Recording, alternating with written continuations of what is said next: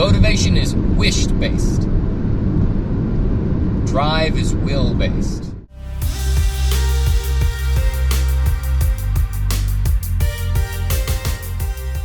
What is up, everybody? Again, I have to do the vlog in the car because, as usual, I am so freaking busy tomorrow, I will not have time to do it in my usual spot. So, welcome to the drive with me. Today, I want to talk about what's been happening this past week. I went over to Madco Labs, helped them out doing some construction, and that was really fun. As someone that's never really done construction much in my life, like I did it a little bit when I was a kid, with some of the people from my church, and I probably shouldn't have been handling those tools as like an 8-year-old, but it was awesome, and it was great to get that feeling again of creating something, building something with wood, and just it was very fun. I got to learn a couple things, just some basic shit. I mean, nothing really too astounding, but it was really awesome.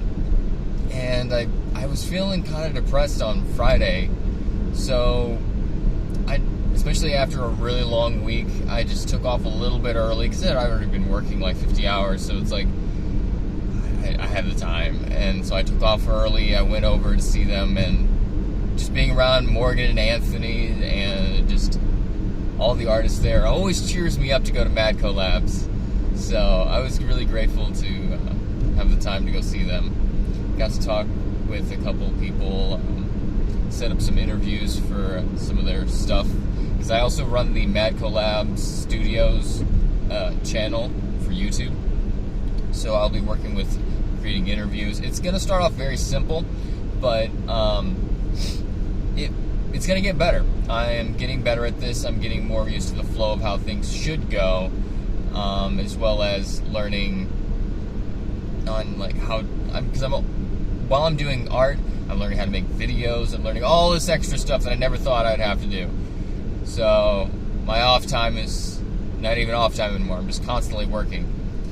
And I'm really driven to get all this done because it's all about those daily habits. It's not motivation anymore. I used to try to do things when I had motivation, but I don't believe in motivation anymore.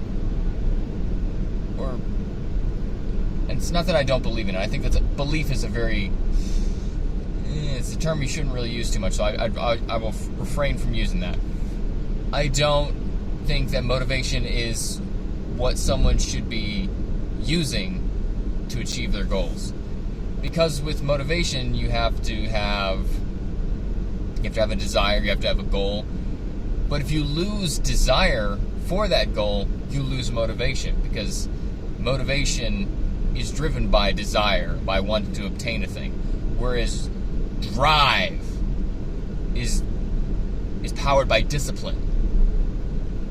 It is a pure will that you push yourself to do something every day, whether you want to or not. So it's the opposite of motivation. Motivation is the want to do something. I consider drive the will to do something, no matter the emotional attachment to it. So even if I don't feel incentivized to draw that day, I still make myself frickin' draw, because I know that in the end, I will, even if I don't see the immediate effects of it, I will increase my skill. So that's why I'm doing every day. If you see my shorts, I do a drawing from this anatomy book for artists every day, just so that way I can build skill and get familiar with the skeletal structure and muscle structure of the human body. So that way it'll be a lot easier to do portraits and do anything I want from my imagination. But sometimes I don't feel motivated, like, I don't want to, but I force myself and say, no, you're gonna do this. This is something, just put in just 5 minutes into this, and you'll be good. So I make myself do it for at least 5 minutes, but it ends up being like 20, 30 minutes that I'm sitting there drawing and studying different art books, and especially on Color and Light is my one that I am trying to do now by James Gurney. It is a great book, very much my style, which is geared towards more not trying to like do weird little practices as much as give me the theory of why does this look this way. But to go back to drive is driven by discipline, and discipline is habit. Making yourself have a habit every day you do a specific action. And without that habit, you don't have the discipline. Without the discipline, you don't have the drive. Without drive, you don't get to where you actually want to be, or where you know you should be. Whether you want to or not, you know you should be there. If you have drive, you'll get there. If you have motivation, you might get there, maybe. You might get halfway there in a day. You might go 100 miles in a day and then stop at the little small town and just give up. But with drive, you make yourself keep pushing. You drive all the way from coast to coast. Literally, drive from coast to coast. You will make it to the end. Because even if you don't feel like going anymore, you still will. So that is what I think is most important in life. Because motivation comes and goes, like inspiration. I have like tons of inspirational ideas to get done within a day, but then by the time I get home, because I'm tired from working a fucking 10-hour shift, I'm just like, I don't feel like it anymore. I lose motivation. But my drive makes me do it. My will to do it. It's the will to power, I guess you could say. That's completely unrelated. That's something that Nietzsche's saying. It has nothing to do with any of that. But I like that phrase. That will to do something, rather than wish to do something. Motivation is wish-based. Drive is will-based. I will do this. And that's how you get the most things done. Because with motivation, I have noticed I'll have spurts of it. I can get a lot done, but it won't be consistent. Drive gives consistency. And it's something that's very, very important to cultivate. And if you really, really want to go somewhere, you're going to have to use your will. Because the incentive comes and goes. Sometimes you're like, you know what, I really want that. And you'll go for it for a little bit. But then after a while, that desire will fade. And you're like, you know what, was that even worth it? I don't know. I don't know if I'm even good enough. That little bit of imposter syndrome comes like, I shouldn't do that. That's not me. No, fuck that. Fuck that. That little voice in your head that tries to take away that incentive. Yeah, that's going to happen a lot. But if you ignore that little voice that says, oh, this isn't even worth it, you'll get that thing that you originally thought was good for you. And you'll have all the things that you want to, but you won't have that regret of, oh, I should have done that, but I just wasn't motivated.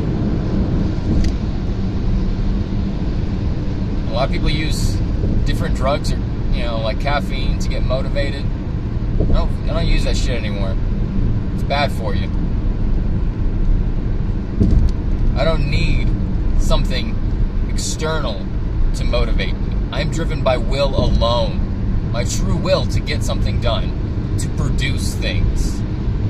Not a motivation of desire of, maybe if I do this, then I'll be rewarded with someone buying my thing, or someone will like this, or maybe like just some external stimulus. I don't look for external stimulus anymore. I look for internal will to do something.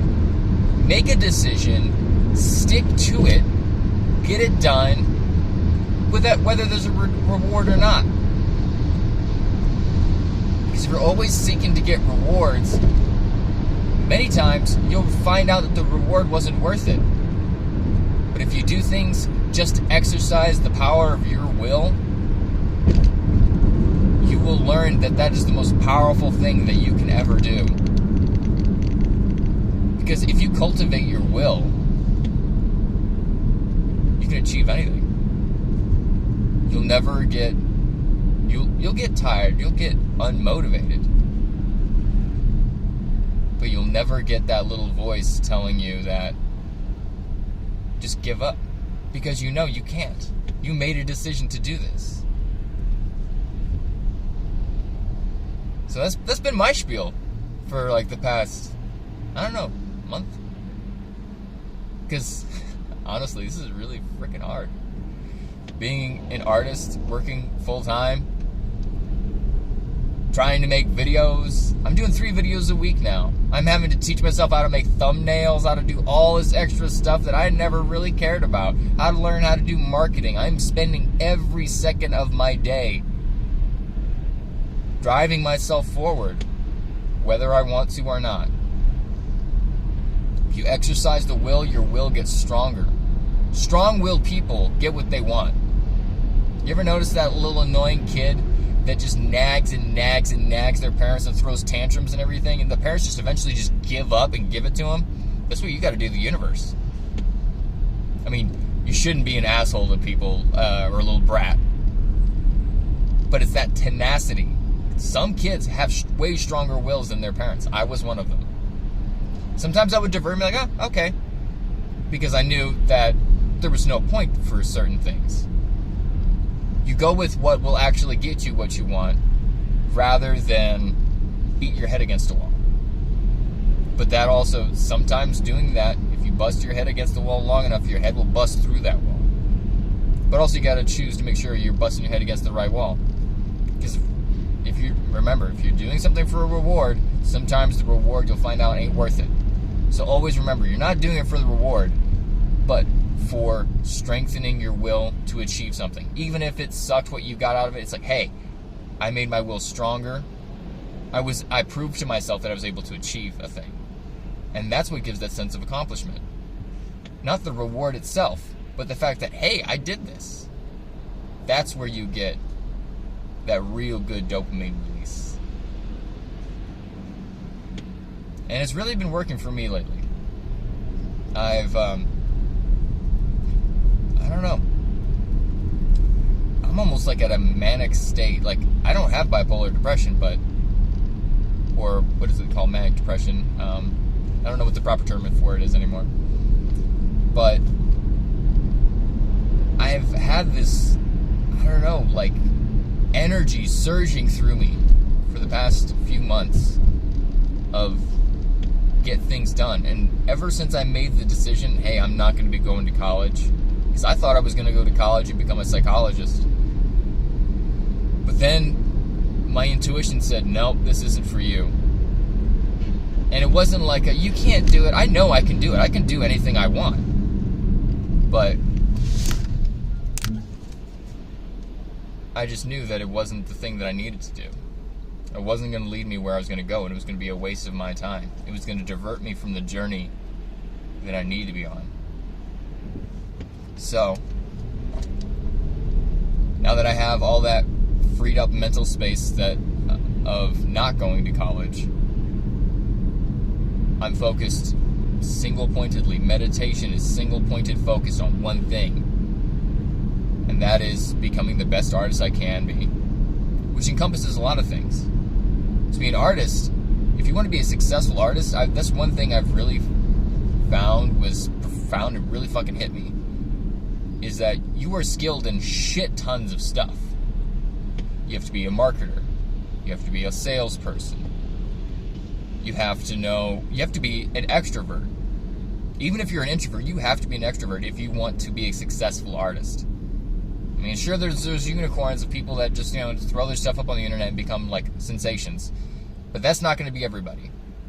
That's very, very rare. If you want to do this if you want to be a full-time artist, you have to basically be a businessman. You have to balance your left and right side of your brain. You have to be super creative, create things that no one else has ever seen before, and also learn how to sell it, learn how to market it, learn how to turn it into different products that other people can use, because not everybody needs wall art. But people could use a cup. People could use a bag.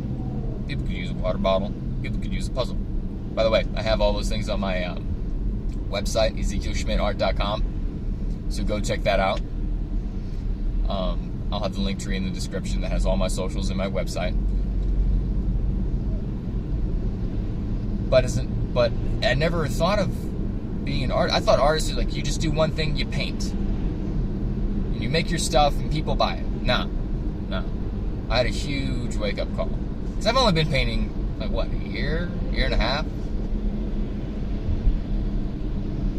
And it was a huge wake-up call to find out that, like, not only do I have to become a master artist and learn how to paint as well as I can, study light, study physics, learn how the shape of things, learn geometry. Freaking hate geometry.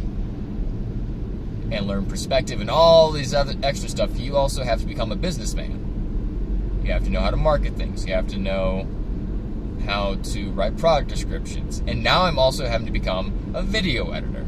I am having to do interviews. So I'm having to, like, become a jack of all trades just to be a successful artist. And that's something I didn't know before. And sorry for all this kind of weird ranting and it's kind of going from place to place. This is just how my kind of vlogs go, because this is the stuff I think about during the week. But that goes back to drive. So I'm driving myself to learn all these different skills that I know will combine to create a successful life for me. And if you are an artist, I would highly recommend that you study some sales books, study some marketing books. Check out artstorefronts.com. Check out their stuff on YouTube. They have a great art marketing podcast. As well as learn some psychology. If not for the sake of communicating with other people, but for your own sake, to learn the inner depths of your psyche, to understand yourself. Because when you can understand yourself, you can understand a lot about other people too. And as artists, we definitely suffer mental stress a lot of times because I've noticed, it's me as well as a few other artists that I've talked to, we measure ourselves by how people react to our art. And when someone doesn't react to our art in a way that we like, or that we think, like, if we perceive that they don't like our art, we take that personal as a rejection of who we are. No, it has nothing to do with that. And even if it did, it doesn't really matter. That's something that really hit me when I was learning psychology. It's like, oh, most people are really involved in themselves, and I shouldn't read too much into it. So if someone is, being a bit of a dick to me, they're probably just having a really bad day, or they've had a really bad life, and it has nothing to do with me in particular.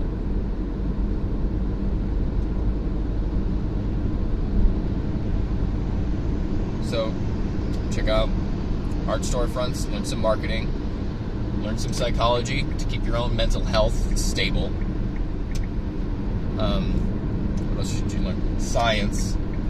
Not only is it very inspirational for things that you can paint, study the science of optics, study light, especially studying, there's this, I think it was called The Psychology of Color. Great book. You can get it in audiobook form. I'm a big believer in audiobooks. Get a subscription to Scribd. It's $13 a month or whatever, and you get unlimited audiobooks and other books, and it's just freaking amazing. You can pump your head full of information. Study science, study history as well. Because that also comes up with some really cool stuff of how you can see how other artists did their craft back in their time, what was popular back then. Everything comes around, life goes in cycles. So I've seen there's kind of like this weird abstract versus realism kind of cycle that goes back and forth over the centuries. Not necessarily abstract, but like design. So shit evolves, obviously. But then it also stays the same. So study history, because then besides learning the art, you can also learn great things that you might want to paint, some certain scenes that you can imagine. Read some poetry. It has nothing to do with art, but it's beautiful. I mean, it is an art form in itself, but I'm saying for painting, it can inspire you just to imagine different things, as well as just relax your mind and get yourself completely away from what you're normally used to doing. Basically, educate yourself on everything. That's what it takes to be an artist. At least that's what I'm finding out. As well as if you are an introvert, I know it might not seem like it, but I am a total introvert. I basically didn't talk to people for years. And I had to break out of my shell. And even if you are an introvert, start talking to people. You don't necessarily have to, talk to every single person that, you meet at the gallery or anything, but ask random questions. Don't be afraid, because no matter what they say or how anyone reacts, it's not going to matter in the long run. It's a little nihilistic something to say, but I firmly believe that no matter what you do, it does and does not matter in the long run. And it's kind of weird. It sounds contradictory, but what you do ripples out into the universe, but also cancels itself out at some point. So, don't be afraid to talk to people. If they're like, weirdo, just realize that they probably also have their own issues that makes them go, weirdo, and not want to talk to you. So, but I found that actually a lot of people are really welcoming. They'll want to talk to you.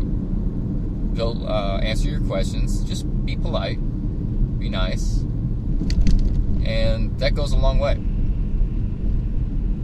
And that'll bring you together with community, which for artists is really necessary. It's really hard to be a solo artist because we need help from other people. Sometimes we need people that's like, you know what, you could do a little bit better on that piece, or you could fix this. We also don't want to hear that criticism, but it's necessary, because you know what? It opens your eyes up to faults of yourself. Everybody has blind spots. That's why we need someone else looking out for us, telling us where the cars are. So, you need community to be able to boost you up, show you your blind spots. And you know what? If you have community and you talk to different artists or just people that are just interested in art, they don't even have to be artists, you'll learn a lot, and you might make some connections that will change your life. Just be brave for about 10 minutes. That's all you have to do, and you can change your life.